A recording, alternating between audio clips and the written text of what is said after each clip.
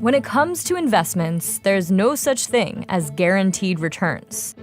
But the US has, for years, been viewed as an exception. The US sits in a very special place in the global economy.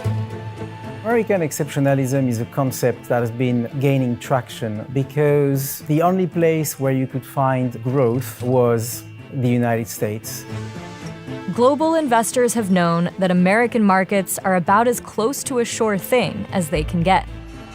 Markets have enjoyed 2 consecutive years of double-digit percentage gains. It's rooted in the concept that America has some sort of special sauce, that it's different in some capacity. But all of that is going away. You've ripped us off left and right, but now it's our turn to do the ripping. America first! We are getting to a period of more protectionism and more difficulty to trade abroad. Trump announced these sweeping tariffs. We immediately saw a pretty stark reaction. Tariffs rattle markets with a sweeping sell-off. Is it the end of U.S. exceptionalism? The simultaneous decline in the equity market, in the bond market, and in the US dollar. All three of those together tell you that there's that sense of disquiet. So what happens when the world's favorite money-making bet is no longer a sure thing?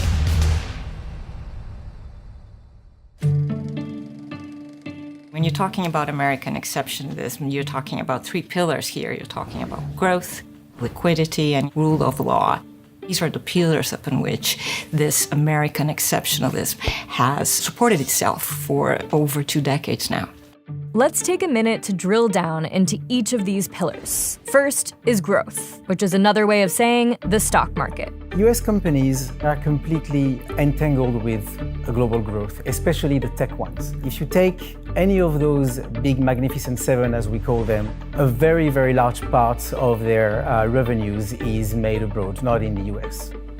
What we've seen is from 2018 to 2024, something in the order of 120% increase in the S&P 500 versus a Euro Stock 600 that was only up like 30% in that time frame. The second pillar is liquidity, aka can you get your money back in a hurry? And by money, we mean dollars.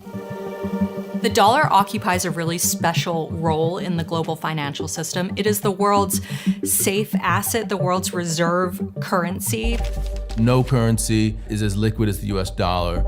The dollar is involved in 90% of FX trades. The dollar is also the global trading currency, right? Almost everything is invoiced in dollars.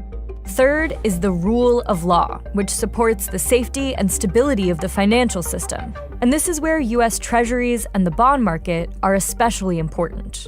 America creates a lot of debt. The US exports that debt by selling bonds, little IOUs from the mighty US government, backed up by its agencies, courts, and Congress. It's basically exporting this idea of rule of law, institutional stability. Investors who are buying a US Treasury don't have to worry about credit risk. And so it was that in April of 2025, we were hit with, well, this. My fellow Americans, this is Liberation Day. It's the day American industry was reborn, the day America's destiny was reclaimed, and the day that we began to make America wealthy again. Global markets reeling, losses accelerating as the U.S. indices show a sea of red. From retailers to car sellers to home builders to smartphone makers, virtually no sector spared from the tariff-induced sell-off. Liberation Day, it seems almost like an indiscriminate, outright trade war with the rest of the globe. We saw a lot of international investors sell their US stocks. You also saw American bonds selling off, which is something that is not supposed to happen. If you're in the market right now, you're wondering where to hide. And I can tell you at the moment, you can't hide in the bond market. It's not working. A sell-off in bonds, the likes of which we haven't seen since the pandemic. Every single US asset, whether it's bonds, stocks, or currency, was dumped. Part of the extra added uncertainty right now is we don't have a framework of where we're going. The bond market right now is beautiful. But yeah, I saw last night where people were getting a little queasy. The rule of law has definitely come under attack. Simply, people don't know what the rules of the game are anymore. And if there's any Achilles heel, that's the one. The global financial system, it is not built for a world where stocks are falling, where bonds are falling, and the dollar is also falling. This puts the American and therefore the global economy in a very precarious place, something the markets are particularly averse to. When you have those kinds of ideas that are introduced into a system, but they're introduced in a violent and aggressive way, then you're going to have a lot of volatility. A massive rally today spurred by a shift in White House policy. You have tech ripping. You have the NASDAQ 100 seeing the biggest gain since 2008.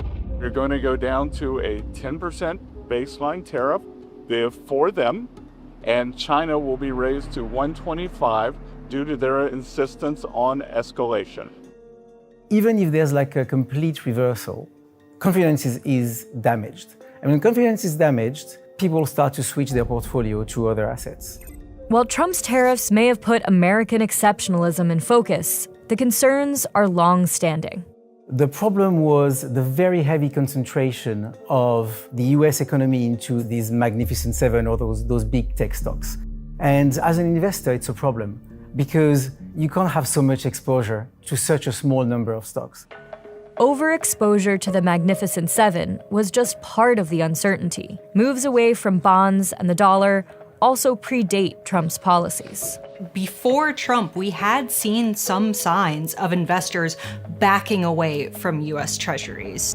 A lot of central banks have been diversifying into gold, things like that. People buy dollars when they're nervous, but when the stock market started crashing, we did not see that flight to safety into dollar assets. We saw investors actually retreat from a lot of those dollar assets. We've seen gold hitting a new record on safe haven demand. And we can pin some of that move on Donald Trump, but really de-dollarization has been this long-running talking point in the markets for decades now.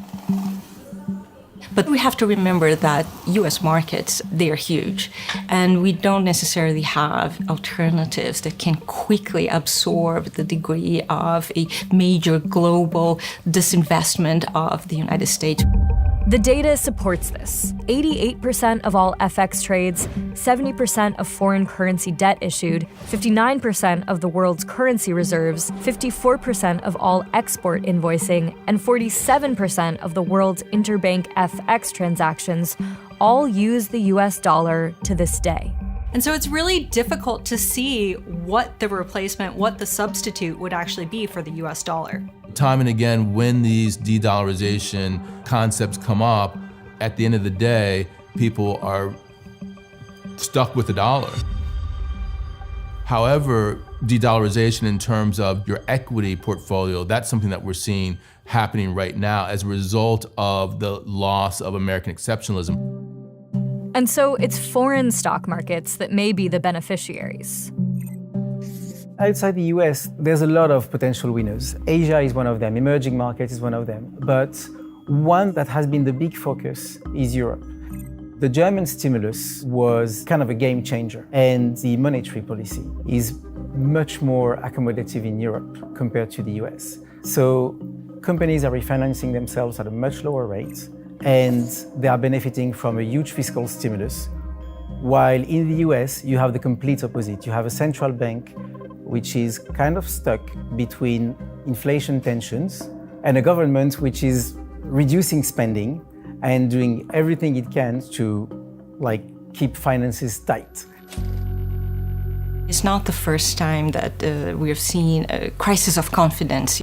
Going back to the 70s, to Nixon administration, when you have a confidence shock where the US upended the gold standard. Now we have a new world, fortunately a much better world economically. We did have the subprime mortgage crisis in 2008, and the US has come back. There's a tremendous wealth of investment committed to the United States. So we could weather this storm. How the global economy weathers the storm remains to be seen. But the weakening of American exceptionalism's three pillars means business as usual may no longer be possible. There's no winner in protectionism. Everyone will suffer, and global growth will suffer. You cannot put the tariff toothpaste, so to speak, back in the bottle. And if you combine that with the Trump administration's isolationist foreign policy, you can certainly see why countries are starting to get worried. The regime has shifted. The concept that we're in a globalized world is now in tatters. So while the US government can do something to stop a recession in the near term, they can't stop the change from the things that made America exceptional from a market's perspective going away.